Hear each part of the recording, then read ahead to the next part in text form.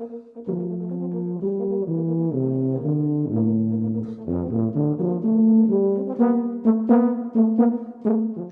and welcome to the latest episode of the Brass Junkies. I am your host, Andrew Hitz, and I am joined by the lovely and talented Lance LaDuke. Lance, how are you? I am just so excited to be talking to you, Andrew. I don't know how to express myself. I peed a little. That's what my dog does when someone comes over that she's really excited to see. We have to take her outside before the person gets there. Yeah, so. Actually, we're dog sitting right now, and we have the same experience with that dog. Yeah, you have to kind of calmly just sort of, hello, dog, let's go outside, and then go, oh, hi, how are you? Pee. You've got a dog in your lap. My dog is like rummaging through my office right now as if there's ever food in here. My door's open. You might be able to faintly hear little Einsteins in the background because my son is here. So, yeah, and I don't want to close all the doors because he's just old enough to, close his own door and then start. Well, put it this way. He's got a little chair that when he was supposed to be napping, I went in and he had his chair on top of the footstool for the chair in his room, and he was sitting in it, was about to fall over backwards and smack his head on his race car bed. So, they like that. Yeah, for kids. So, and my window's open because it's hot in here, so you'll probably hear my neighbors barbecuing. But you know what? It's, just not really caring very much. We're keeping it real, people. We're keeping it real. This is genuine podcasting. Please use the hashtag genuine podcasting when weighing in on this. This pretty crappy, throwing in the towel intro. So, capital J.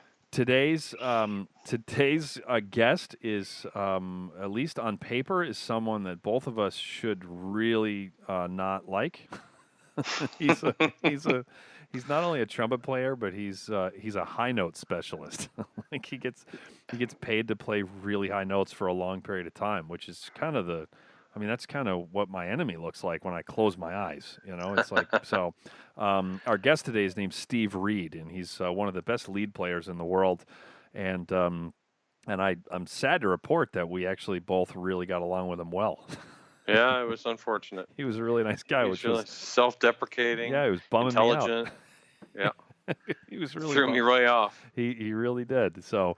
But, as we joked at the very beginning of the interview, though, that when we were doing the pre-interview prep stuff, he did manage to mention that he has a Corvette. So it was like, at least because I was like confused. And he's like, I have a Corvette. And I was like, it was like this pressure was alleviated from the room. I was like, okay, good.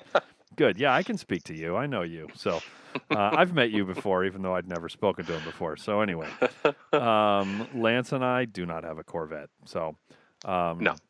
We should get a Pedal Note Media Corvette, maybe. It's a good idea. It's so easy to put tubas and euphoniums inside a Corvette. It's great, very practical travel. Not like we have a lot of gigs these days, so Well, just kinda... okay, good point. Yeah, it'll fit a ukulele just fine. My bad attitude will fit anywhere. Yeah, it will definitely fit into a sports car. So, so anyway. We have a big announcement to make, which is that we made it to $50 an episode on Patreon, which is awesome. Cha-ching. Thank you, patrons. I think we're over 60 now. We're at like 60, 63 or something like that.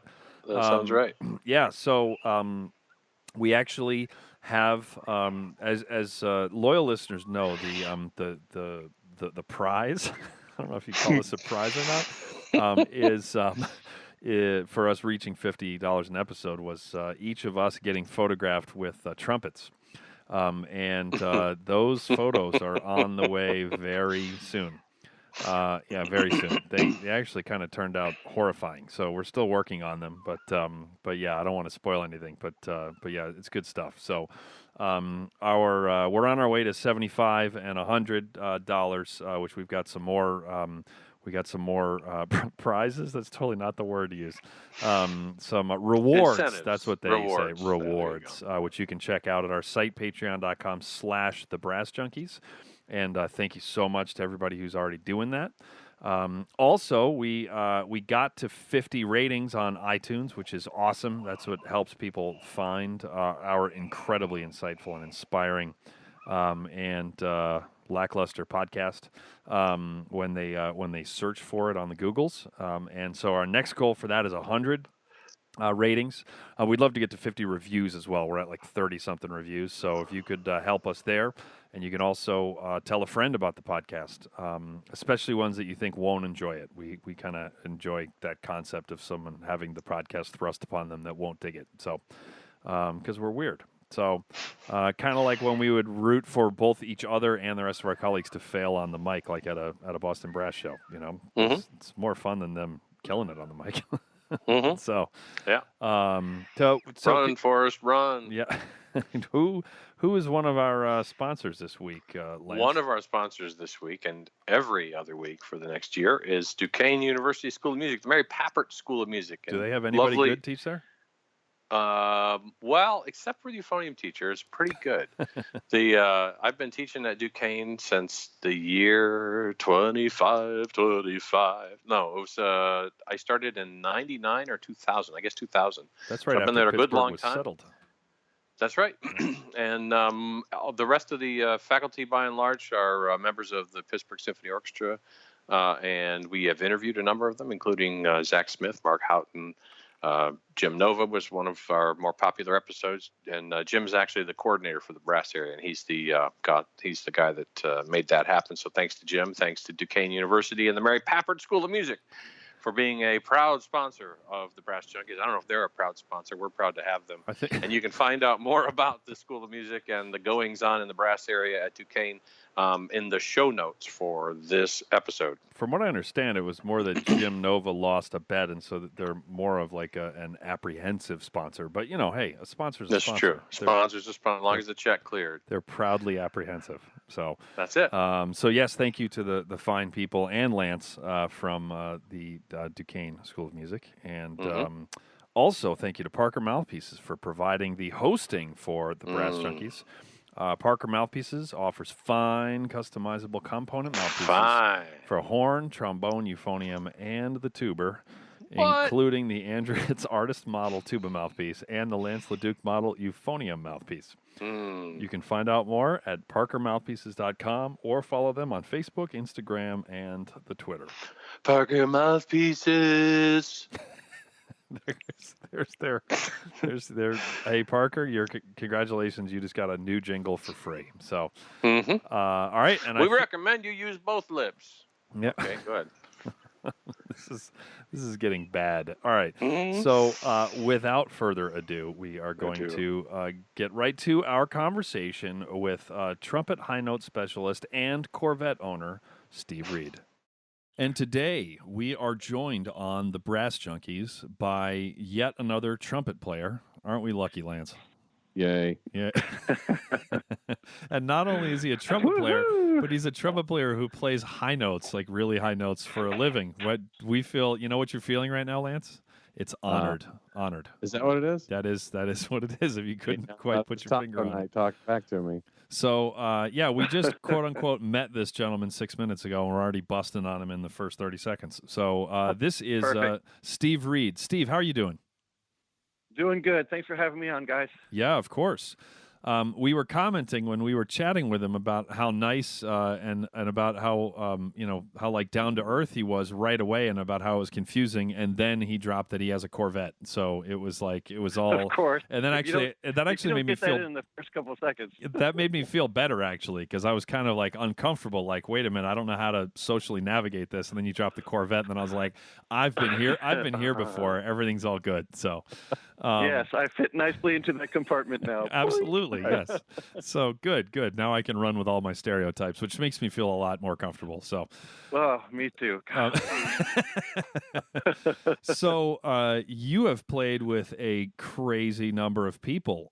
You're the former lead trumpet player for some guy named Maynard Ferguson. Yeah, wow. How about that? What a highlight and the one of the coolest things that ever happened. Just the best, yeah. And you've also... He's the reason why I started playing, yeah. Yeah, well, we're going to dig into that because that's crazy interesting. I played I played specifically the Chameleon, the opening track from the Maynard version, probably 2,500 times in high school. I think I like That's about right. Yeah, every day I played that, and sounds like the right numbers. Yeah, exactly.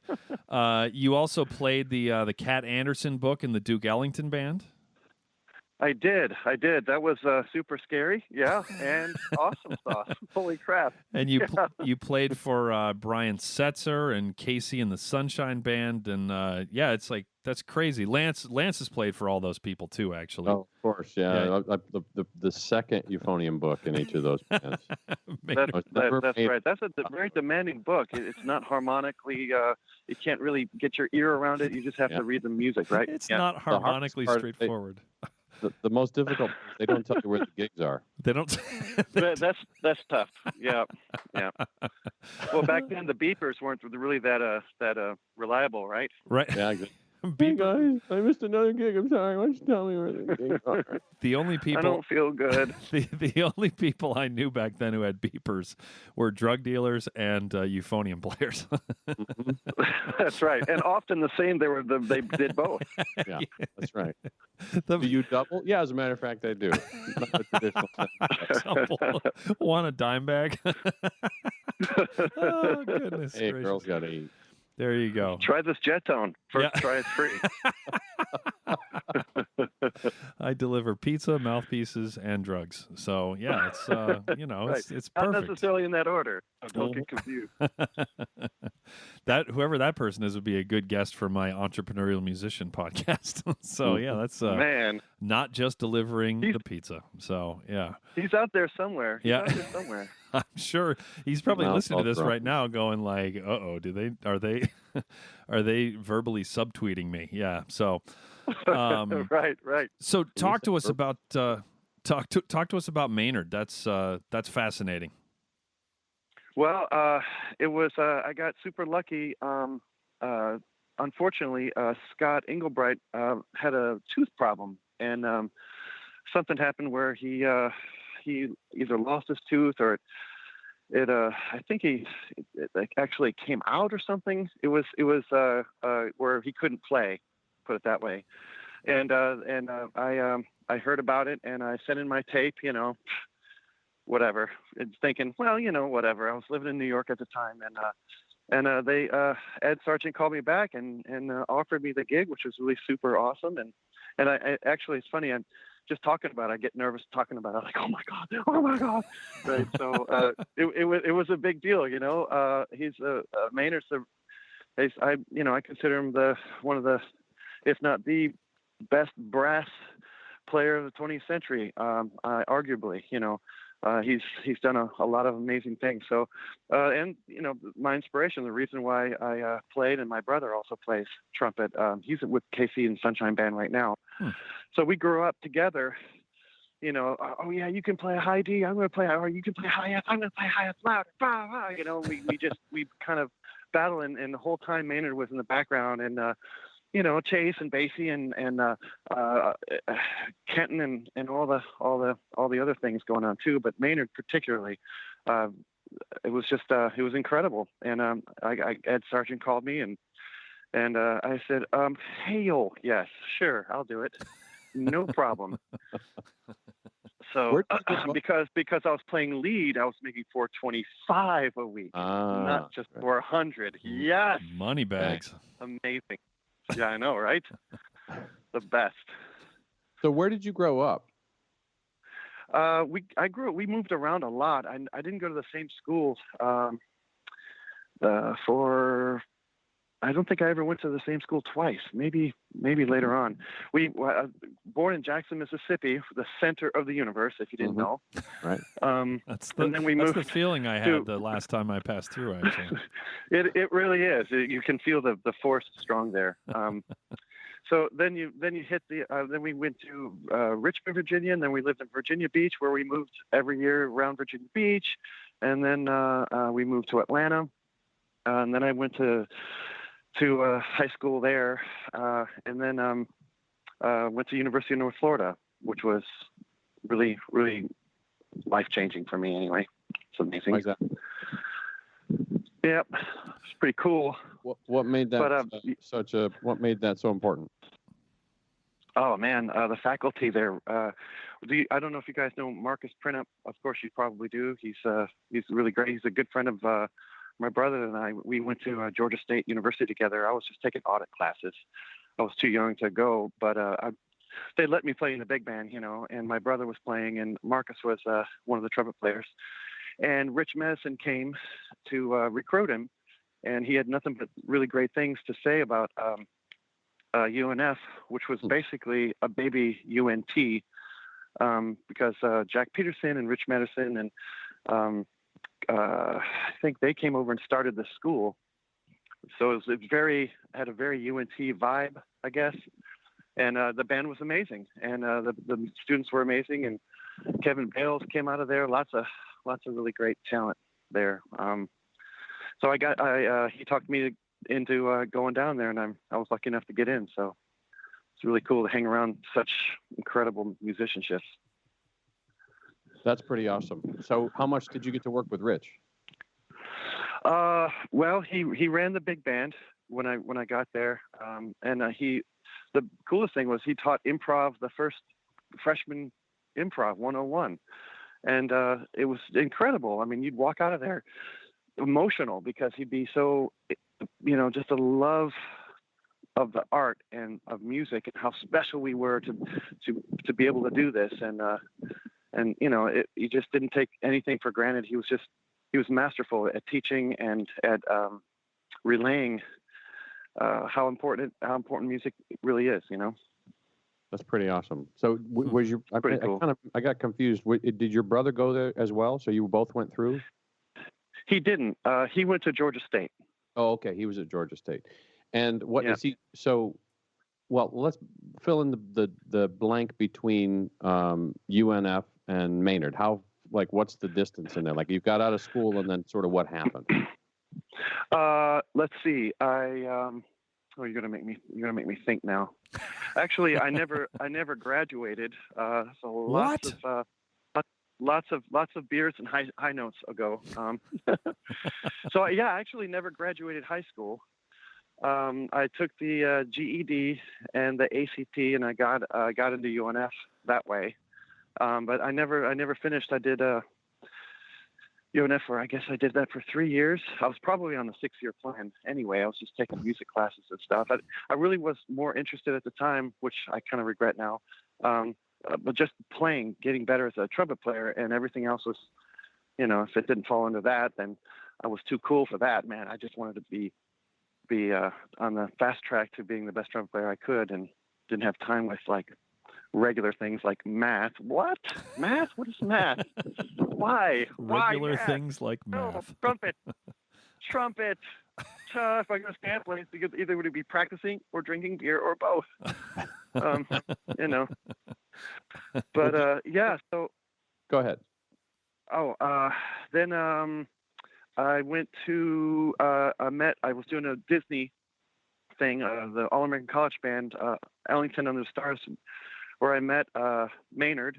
He was one of the guest artists, and the Ellington band came by, and was really great. Ellington, they sent a guy over, and he says, "Yeah, we're going to need your Social Security number." I'm like, okay.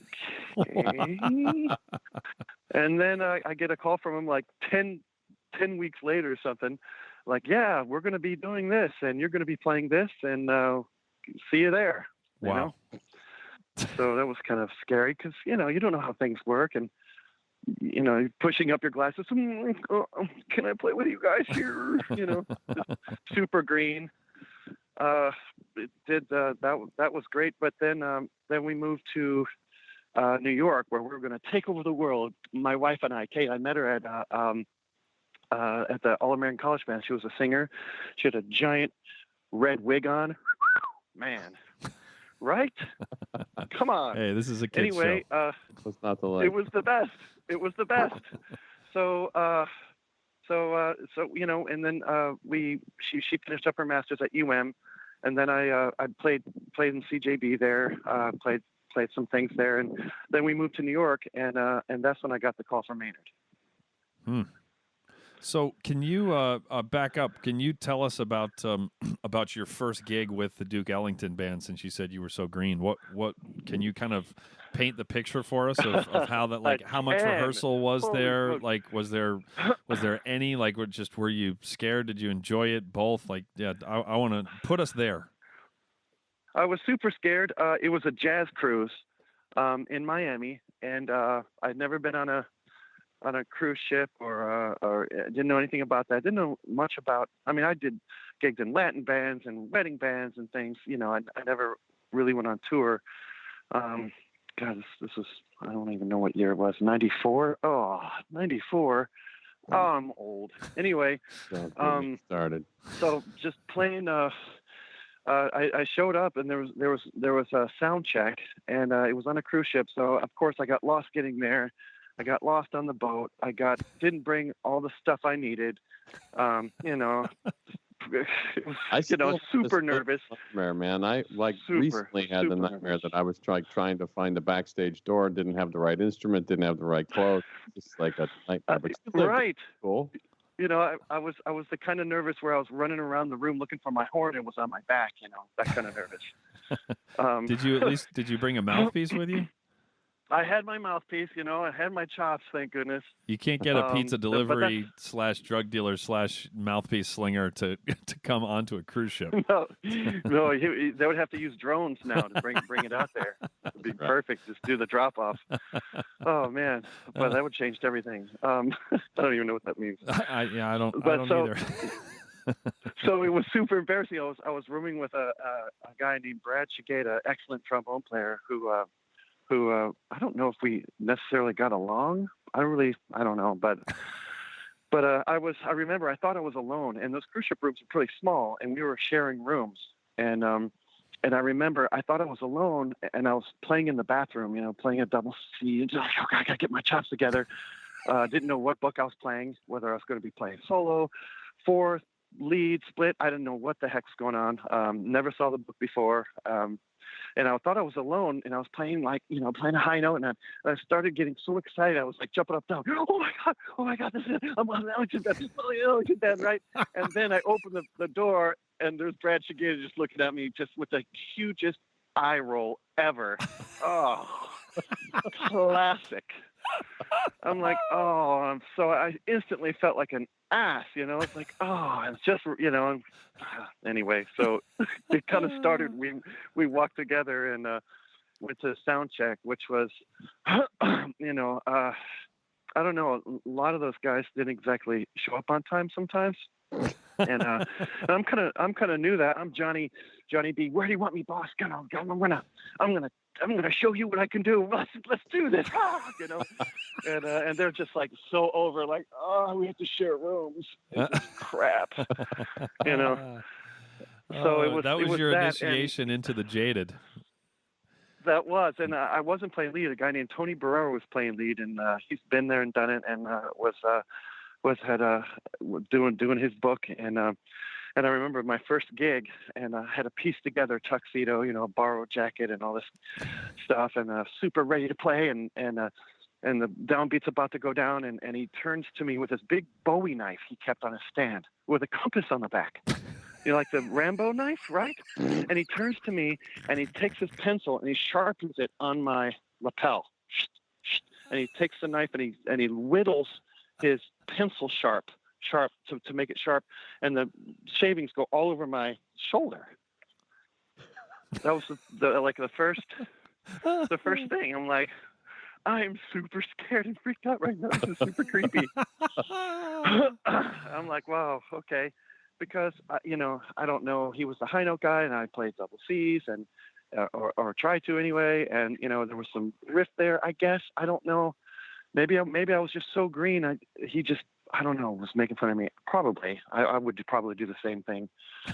But I don't know. I wouldn't pull out a knife on somebody. But that was my first, okay. And then the downbeat and the lights came on and we started playing. I had pencil on me. It's crazy. I don't know what I thought was going to happen in this interview, but I'm pretty sure I didn't think a Bowie knife sharpening lapel gig on a cruise ship with the Ellington band story was going to happen. I remember the compass, how beautiful it was glowing in the lights of the stage. Sounds like that was in place of his lacking moral compass. But anyway, grown. All right. Man. The boy, you know what would be great would be if we could interview your trombone playing roommate to get his version of that story, like some 12-year-old jackass I'm rooming with. He's he's in the crapper and he's popping double C's and giggling because he's made it, Yeah, right. I thought, man, I made it. This is it. Oh no. You hadn't even had your first knife pulled on you on the gig yet, so yeah, there's.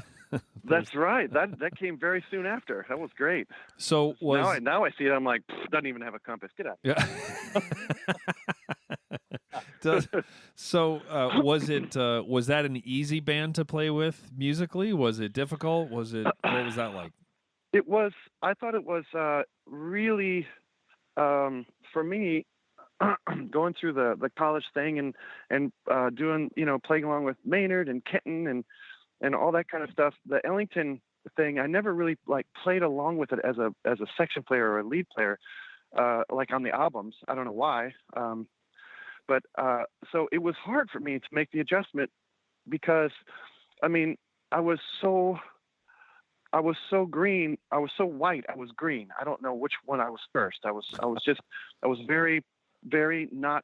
I mean, I could swing, but I couldn't swing on that way, So the learning curve was pretty severe, which I loved. I thought it was the best because every second I played with them, I got better, and it felt. And I got to hear Barry Lee Hall sit next to me in solo. I mean, it just through osmosis just makes you better as a musician, hearing that and seeing it night after night. So you're just like, holy smoke. So it just made me better and better. And I eventually, as fast as I could, got that vibe, that scene, Mm-hmm. Boy, it's a certain type of swing, man. A band that plays together all the time. They did a lot of gigs back in the day, and they just knew each other. I was one of the few guys rumbling around with my music at the time. Everybody, of course, had it all memorized, and it's just once you take it off the book, and everybody has it internalized, and they play together all the time. It's almost like there's inside jokes, and the type of swing and the depth is incredible. It's really cool. Wow, that's it's kind of awesome. Weird. Your path is much more of a sort of an apprentice master kind of path instead of the quote unquote traditional go through the high school band program, go through the college program, go get a master's degree, start sitting in. Do you feel like this was, is this still the best way to do this? I wouldn't trade it for the world. I think that I don't know if there's that kind of opportunity nowadays as much as there was. Not that was that long ago, but it's just there's not that many chances to be in that situation. I always thought that I learned more in that situation than I would ever, in a school situation. Of course, you have to learn the vocabulary, and you have to learn all your 2/5 licks, and you have to learn all this stuff, and that has to happen no matter what. But figuring it out under the gun on stage with folks that are just incredible. I don't know. There's a pressure to it. It's like there's a difference between, there shouldn't be, but there's a difference between when you practice and then when you have to play in front of a microphone.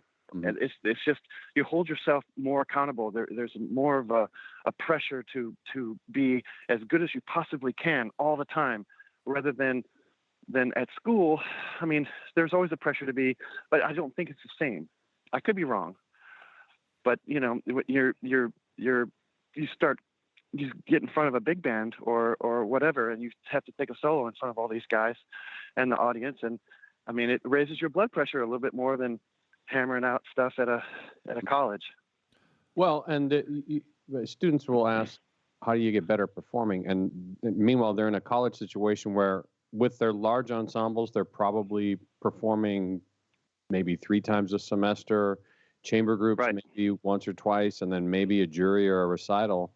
And here you're basically the same age as them, and now you're playing every night for 3 weeks or whatever the length of the thing was.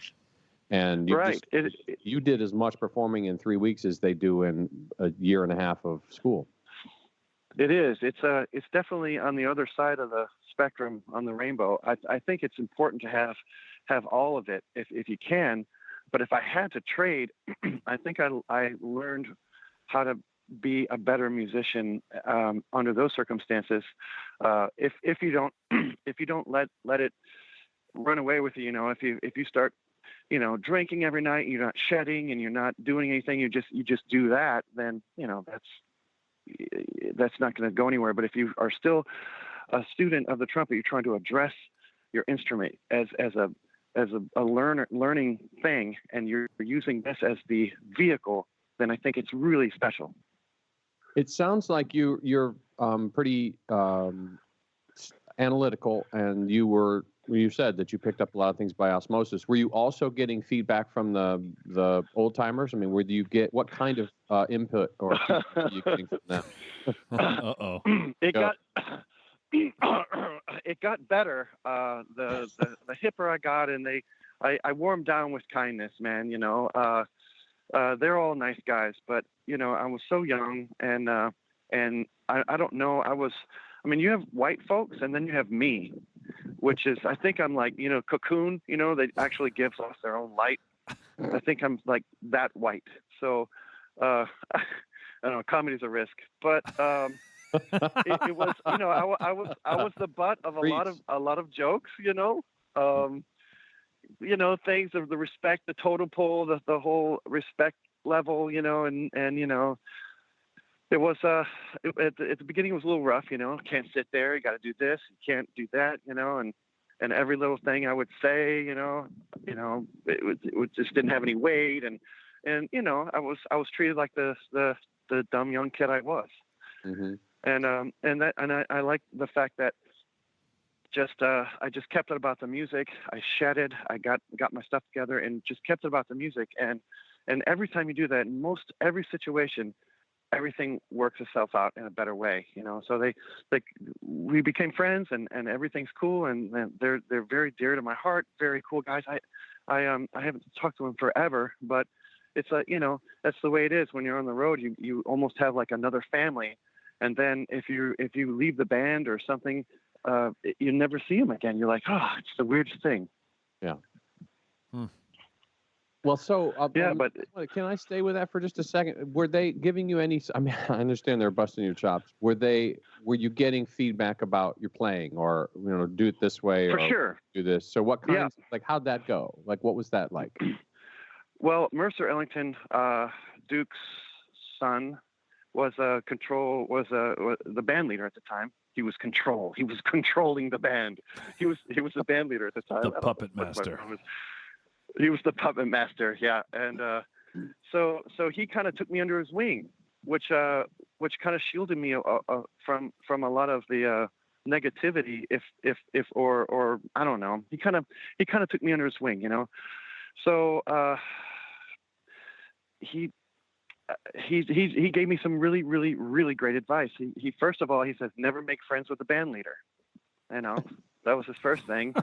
And he explained why, and all the myriad of reasons why. What were those reasons?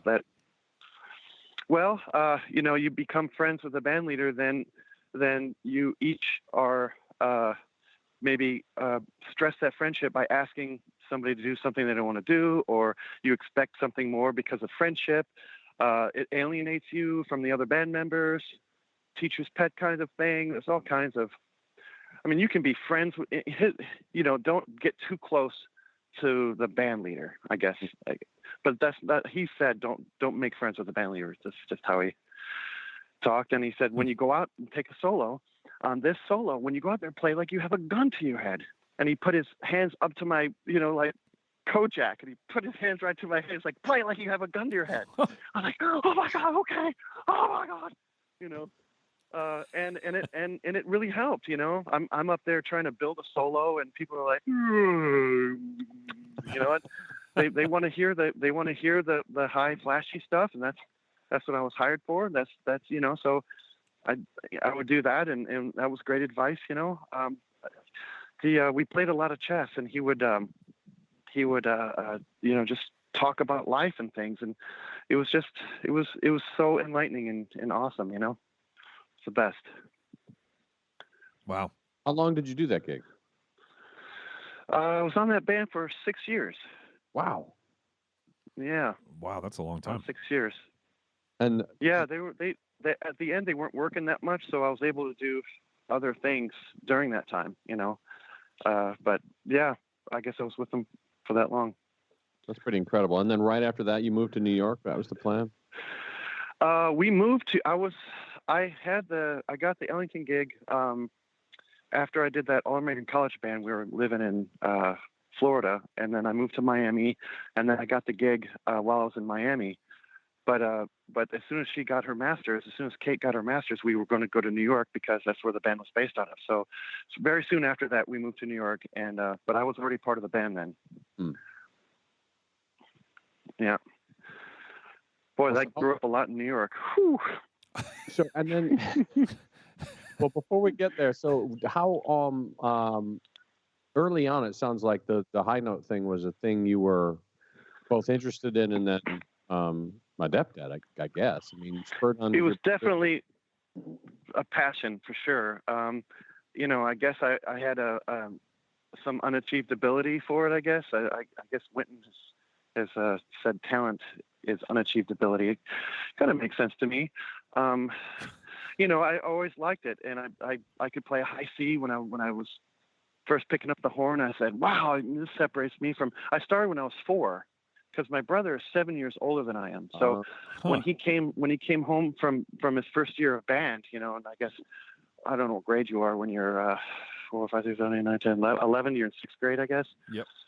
So he came, you know, the first trumpet, he would play for two minutes and get tired, and I'd pick it up and want to be just like my big brother, you know, and we learned together until a couple of weeks later I got my own cornet, man. And then we started with that, and I could play high C, and he couldn't play high C. I was like, man, power.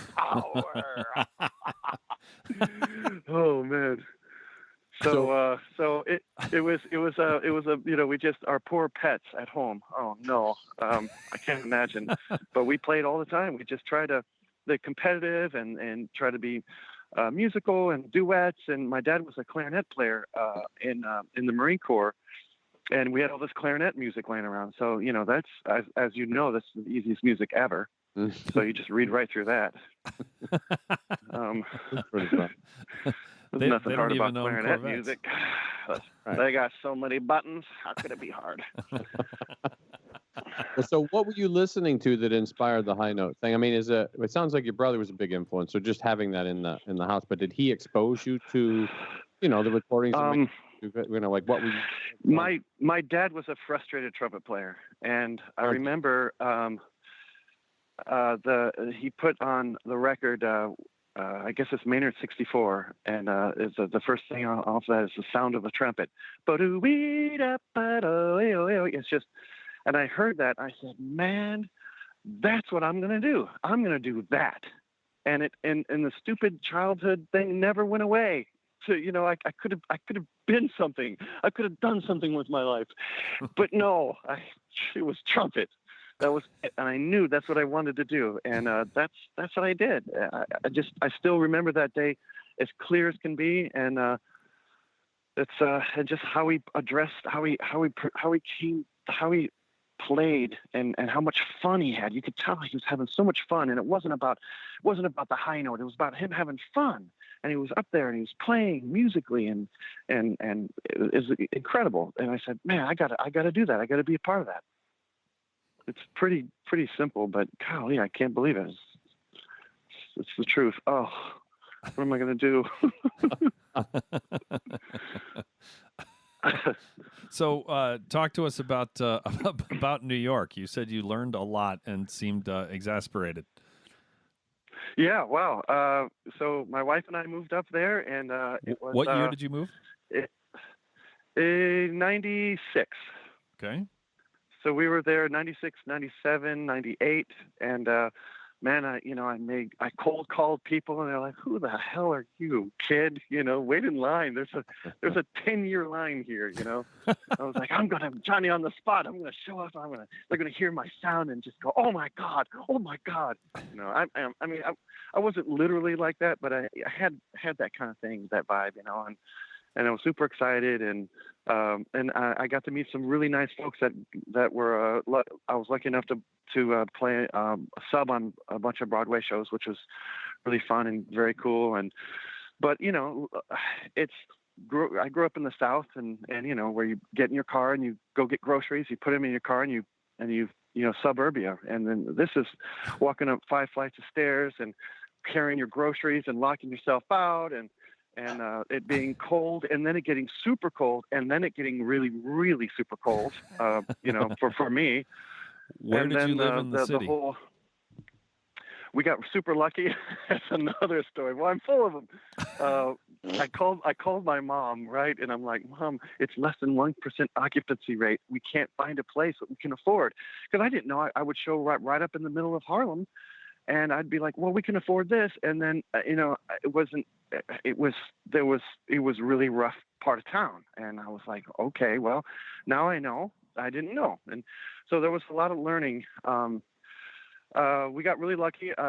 My mom said, bribe them, give them some money. And if something opens up, if you like the building, then, maybe. So I gave him my last $200 before I had to borrow money again. And he opened up. We lived way upper west side, 190 in Fort Washington, just north of the George Washington Bridge. It was a really, really great place, really cool place. There you go. Of course, our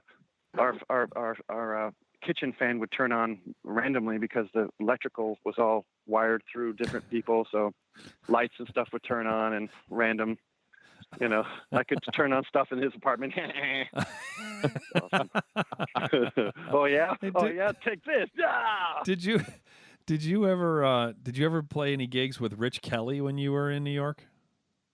I didn't. I think that I think he left right before you got there, but he's a former member of Boston Brass, and we just interviewed him a couple of episodes ago. But at the first place I lived in when I moved back to Boston and joined Boston Brass, Rich's key fob, for some reason it operated my neighbor's car. so we would and we didn't dislike our neighbors, but we didn't like them either. So we would just kind of be peering out the window with the lights out, and Rich would be unlocking and locking the car, and they'd be looking and trying to figure out what the hell is going on. And so that that's for fun. So I got two. It goes a long way, man. Absolutely. One of the times I lived in D.C., we were in townhouses that faced another set of townhouses, and our doorbell also rang in one of the neighbors across the way's house, and vice versa. So if you heard the doorbell, you weren't sure if there was somebody at the door or not. And then very frequently, you would open the door and you would see somebody over across the way and just sort of wave at the neighbor, like, "Yeah, okay." So is that? I mean, you kind of just eventually figure that out after it happening. You're like, did you ever talk to your neighbor do it, try it, and actually do it? You just oh yeah, we explored it, and then it was like, well, I don't what's to do. I guess we could replace the doorbells. Smash it with a hammer. 1 if by land, 2 if by sea. But so the other story that comes to mind is my the night before I got married, we had a small, I don't know, half a dozen of us, the groomsmen and my dad, and just a small party in my hotel. Sure. A small party? Is that what you just said? Very small. Those are very, very special parties. Now, my dad, without going to gross detail, my dad drank quite a bit in his earlier days, but then hadn't drank. He stopped drinking in, I don't know, around 1980. And so this is fast forward 10, 12 years. And this was the only time that I remember him drinking after that, which is only important in that So now it's late, and I'm going to take him back to his room. He has no idea what room number he's in. And so he knows what floor it is, so I get him to the right floor, and we take the key card and stick it in the door, and it unlocks the door, and we open the door, and he starts walking in, and I was like, I don't think this is your room. And then we walk out, and then we try the next door. Well, he had a key that opened every door. He had the master key. I'm going under the assumption that we're on the right. I hope we're on the right floor. So finally, I'm just working my way down the hall at like 3 a.m. with my father. And then finally we try this door and open it, and then it looks about right, and I can see my mom in there in the bed, and I sort of push him in. Oh, man. And I just, wow. Door closes, I hear my mother go, Gary? And then end scene. And scene. That's right. Perfect. There you go. Oh, that's perfect. Oh, that's a great story. He had the master key. See, dads know stuff, man. They get stuff, you know. Yeah, well, that's my dad. He had it and didn't know he had it. That's awesome. So how did you get involved with how did you first get into Broadway in New York? Like, how did that connection happen? I knew some folks on the Ellington band that helped me get in. I don't know why. I cannot remember his name. Super kind. Gave me my first crack at it. I don't know. His name escapes me. He's going to punch me where I take in air.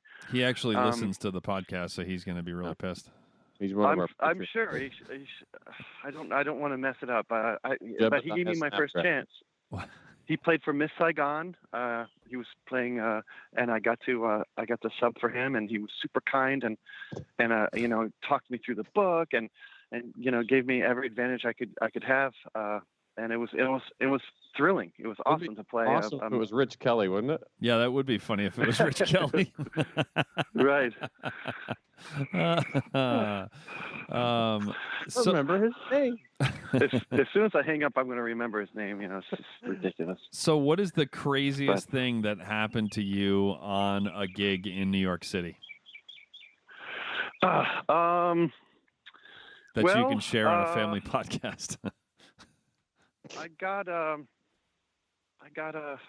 call to do Cats, and I didn't. It was the scariest thing, and I got the day before I went there, and I got to hear the sit through and everything. And normally you start on the third trumpet and the second trumpet and the first trumpet, and you get used to the conductor and all that stuff. And I just thought I could do everything and be Johnny on the spot. So he's like, man, do you want to play Cats tomorrow? I said, sure. And he gave me the first book, and I spent all night rehearsing, practicing with the tape. I sat through one performance, and I was just so tired by the time the gig started, and I was so just mentally exhausted and physically my chops. The first half went pretty well, and then the second half I just didn't get that far into it, I guess, in practicing, and there's that piccolo solo that goes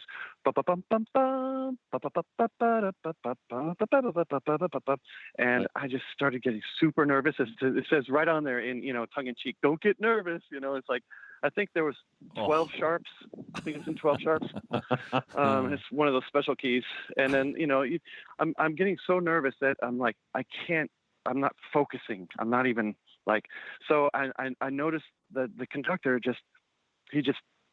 there's no count off or anything. He just points to you. And I'm like, the trumpet players look at me like, there's people waiting to go on stage and stuff. And I'm like, oh crap, I got to play this. Oh no. It's like, everything slowed down in slow motion. I was like, oh no. And I just thought, wow, this is it. I will never work again. They're going to take my mouthpiece from me as I walk off out of the pit. They're going to get a big rock, and I'm going to crawl under it, and that's it. That's left them. So, that probably the most dramatic, scary thing that happened to me in New York. I almost got hit by a couple of cabs, but it's nothing compared. I'd rather be run over by a cab than that. Man, but, I also don't hear that, man. I wish that I could hear that recording. I also don't like. Needless to say, they didn't call me back. Oh, they didn't call me back after that. I hate feeling bad for trumpet players, and that's what I feel right now. So we need to change the subject. I know, right? We're people too, man. Empathy for you people is not my natural state. So. Not there. Oh boy. I don't want to brag, but I've never screwed up the piccolo solo in Cats on Broadway. So I also play tuba, and I've never played on Broadway, but I've never pulled a Steve Reid, as they still call it to this day. I'm pretty sure you would have played it better on tuba, and it would have sounded more like a piccolo trumpet. Well, see, the key to tuba is that the bar is set so low that you can stub your toe on it. So if you just double tongue like nondescript tones, but it's in time, then people go like, "Holy crap, you're a virtuoso!" So, and I've just learned to say, "Thank you very much." Thanks. Thank you. My PayPal account is. That means a lot. So. What was it like playing with Brian Setzer? Man, super fun. Great boss. Really one of the guys. Really gets the guys in the trenches. Super proud to have a big band still working today. We'd walk in and do a recording, and he'd record at Capitol Records, man. And he'd walk in, and the whole band and everybody with their instruments, and it was really, really cool, because that kind of stuff doesn't happen that much anymore. Right. And he's just all about having fun on stage, and just a really great guy to work for. A great band, super, no bad vibes. I got a Willie Murillo got me hooked up with that band. An excellent trumpet player, fabulous trumpet player, great chops, studio guy, in LA now, or he was for forever actually, and arranger and producer, and he's probably pretty much taken that town over. But he got me that gig, and it's a lot of fun, super great. So we heard from, the way we met you is through Billy Bargetzi, and Billy mentioned that you're something of a high note whisperer. So Billy. With chop issues, or like, how is it? I mean, why do you think he would have said that? I've gone through a thing with my, just regular chop things, but I've been changing my teeth as you would change your mouthpiece or your rim or your cup or back bore. I think it's one of the most overlooked things possible. You can't play without them, so they have to do something, and they work more than just to hold your mouthpiece. They're really air tools, especially when you get into the smaller airstream, finicky stuff. The really fast, small, clear, lasery kind of air streams. Mm-hmm. And your teeth have everything to do with it. Of course, there's rules of thumb. There's things that, of course, it doesn't apply, and different outside chances that it doesn't matter. But it really has.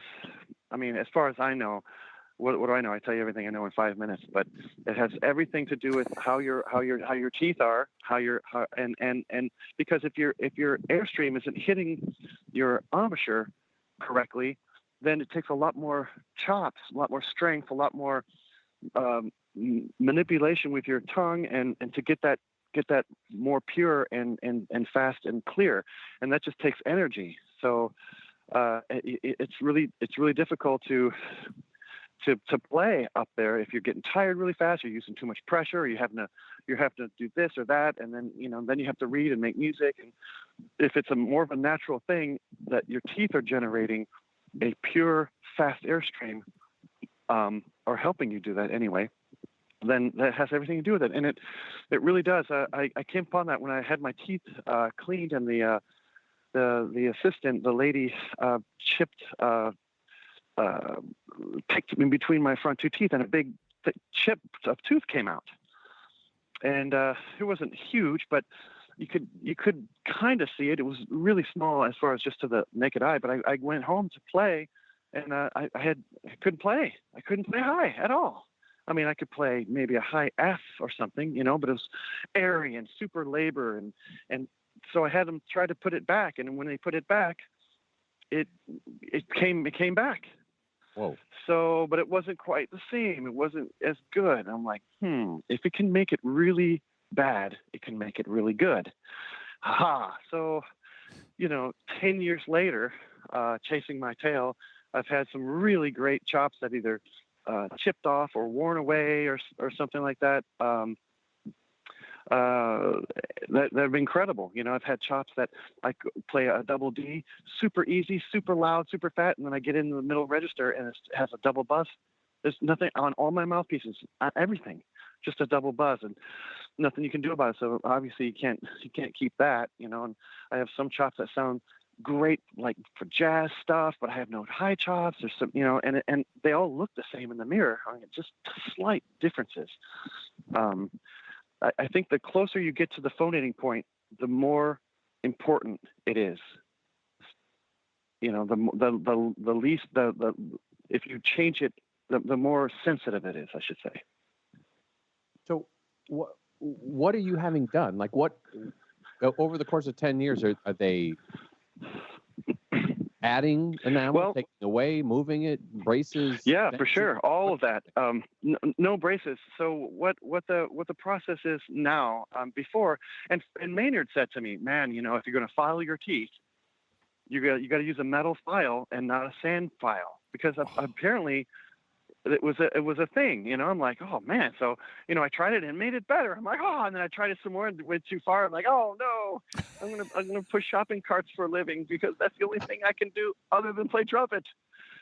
So so I went to the dentist, and he put that little where I took it off. There's a process and a material, a couple different kinds of material, but they put it on in your gap, the mesial.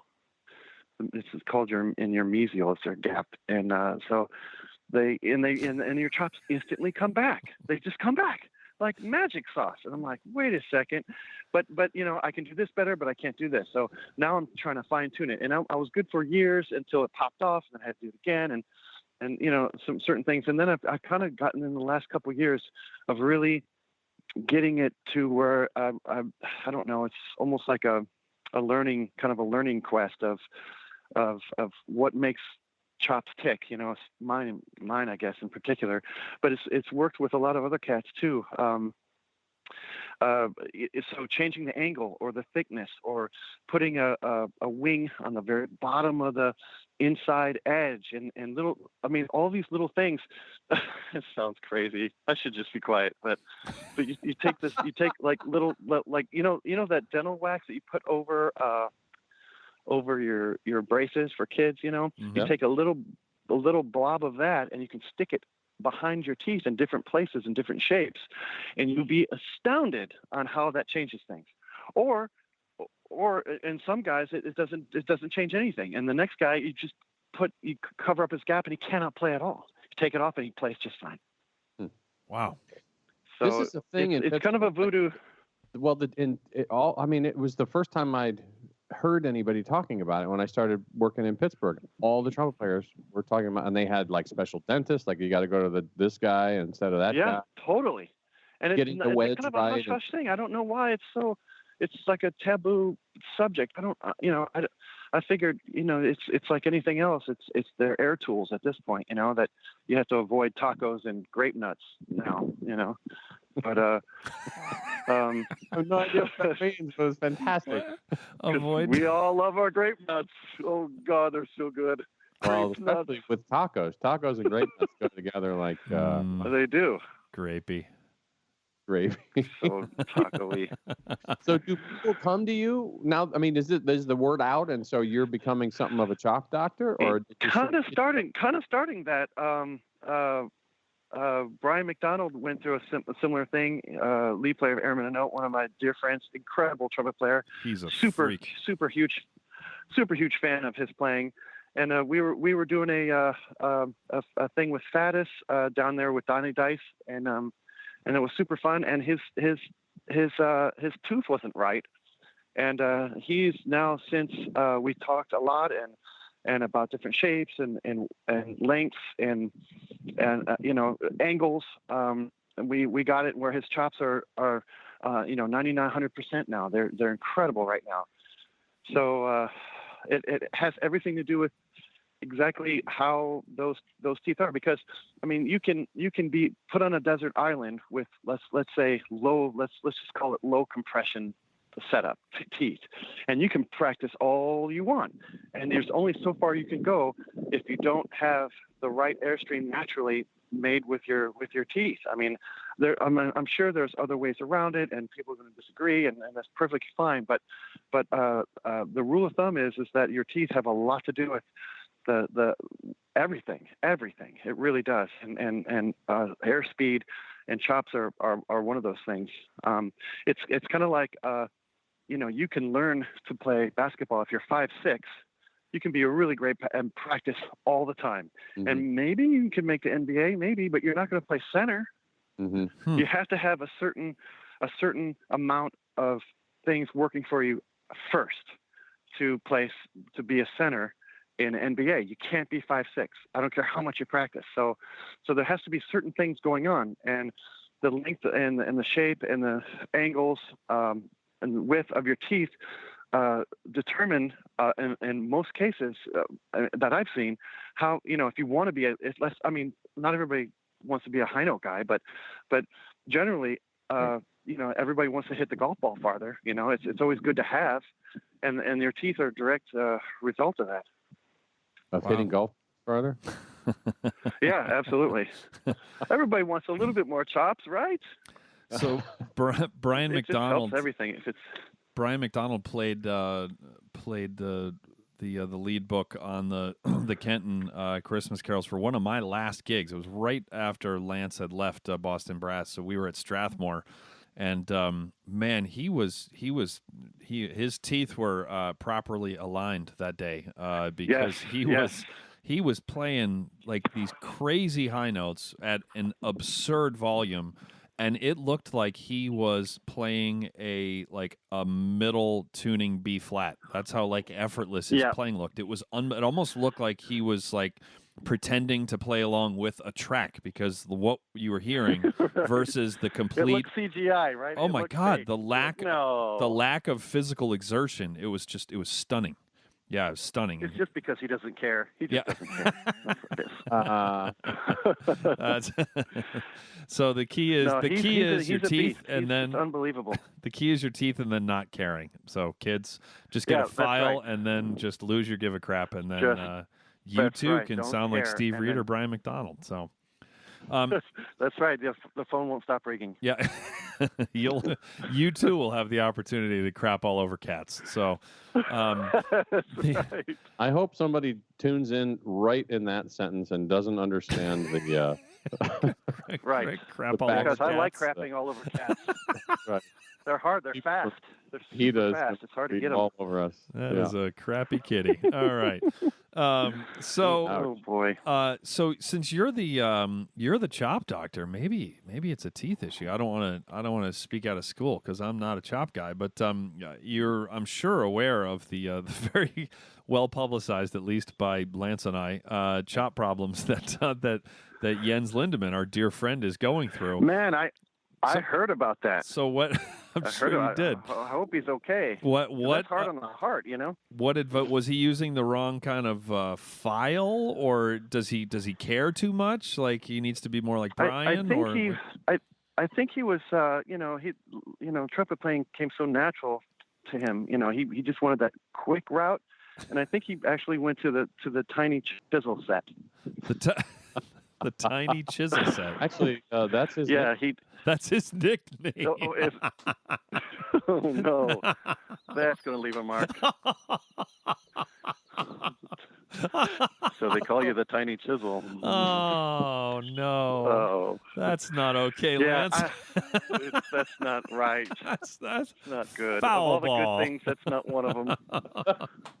Oh, You said that. I didn't say oh it. goodness. So what would your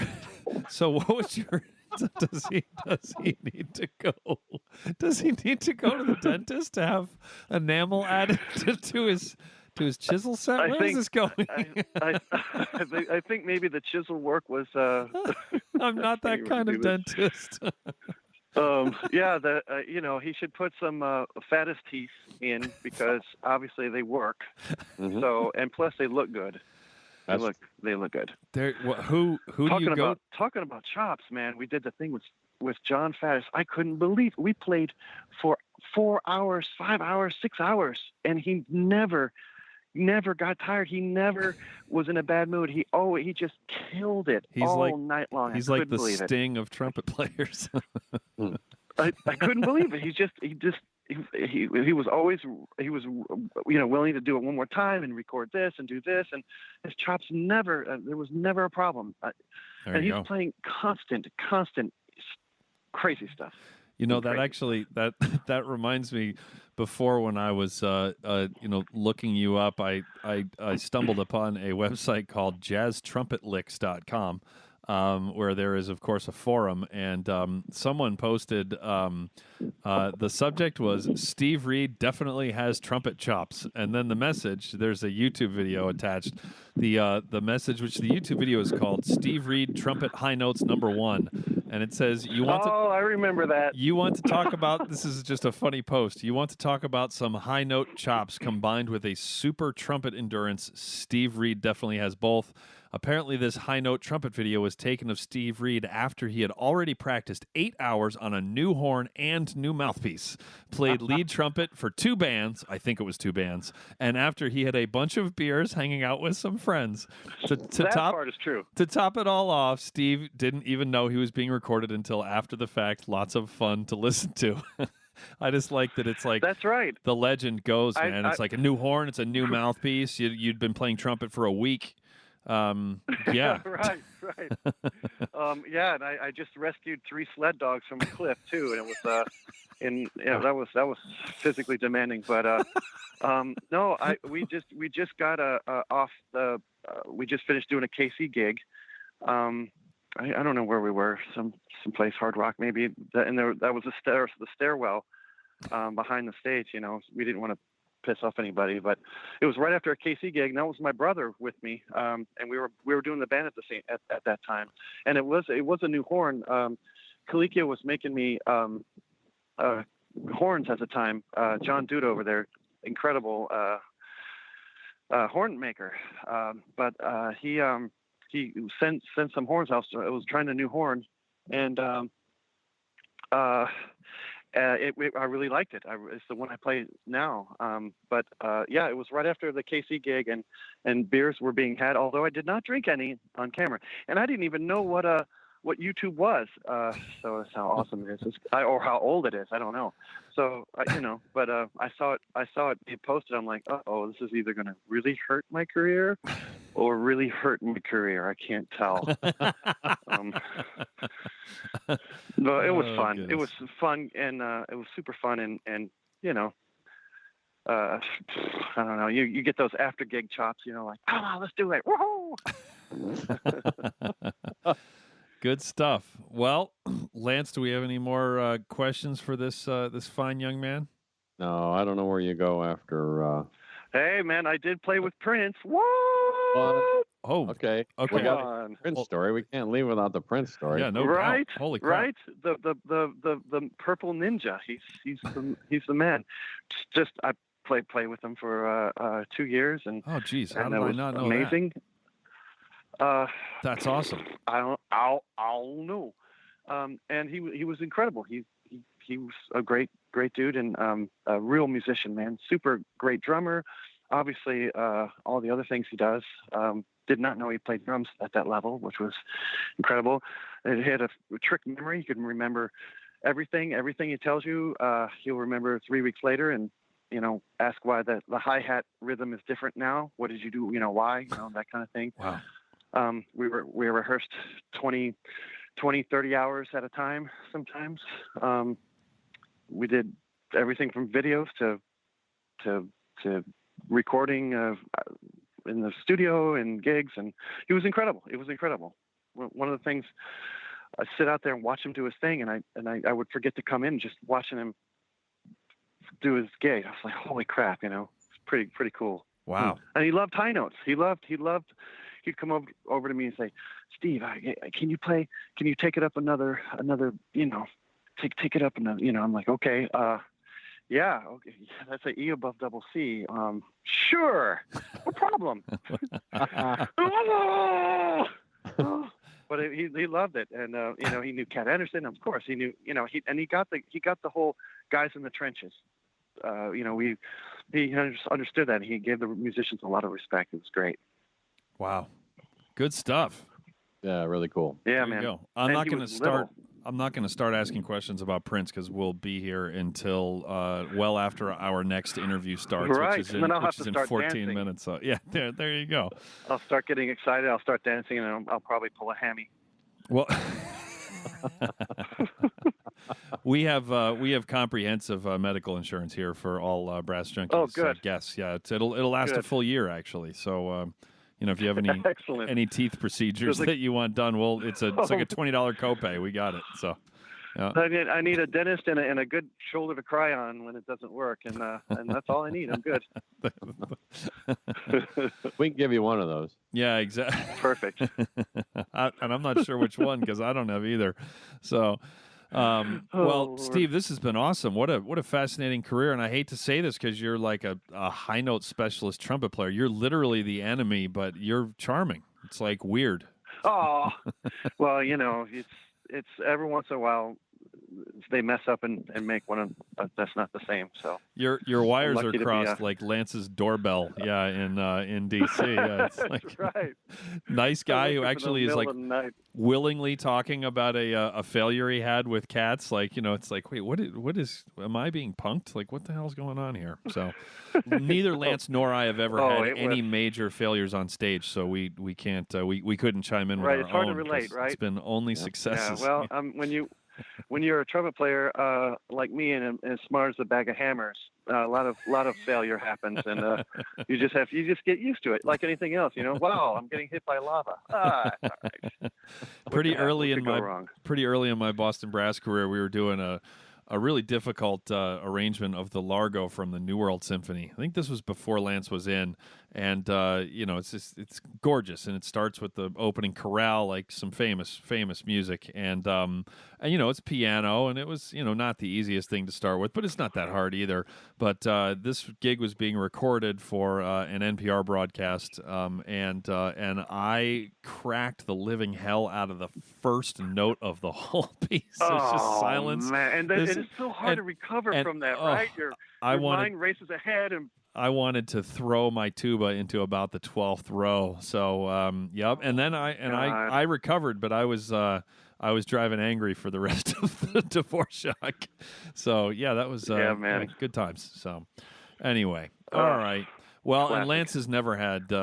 I've seen Lance. Lance is one of the funniest people on a mic that you will ever encounter in your career. He's like, I mean, he's literally studied it. But there's been just a couple of times when I've seen audiences who are just not buying what he's selling.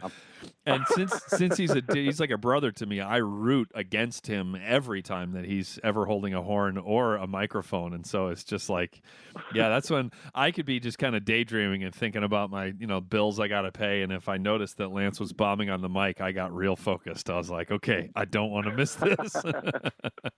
Perfect. It used to bother him, but now it doesn't. So, yeah. Well, you remember everybody has their superpowers. My last Boston Brass gig, I had a valve that was just not cooperating in any way. That's right. And oh man, it was like special bad. I forgot that. It was like the end of a 7-year run, and then it's like having just major equipment malfunction, and yep, and then he got on the plane and flew away. Bye. Oh, man. Yep. Ouch. But keep practicing, kids. The music business is all rainbows and unicorns. So, yep. That's right. Yep. It helps you play that next. It's always good. We'll put a link to that YouTube high note video thing in the show notes, so check out Perfect. Yes, Perfect. that'll be. And remember, that was after he had played 18 hours, and he was playing on 3 new horns, and Save the puppy. That's right. And he wasn't even using a mouthpiece. That's the impressive part. No. So yeah. Yeah, it was a hologram generated just to make people feel better. He removed his teeth. Yeah, it was really on the lead pipe. Perfect. All right, Sure. Steve. Well, it has been a pleasure. Thank you so much. And guys, thanks so very much for having me. I had a blast. No, you made my day. Yeah, good. It's awesome. We made your day too. So thank you.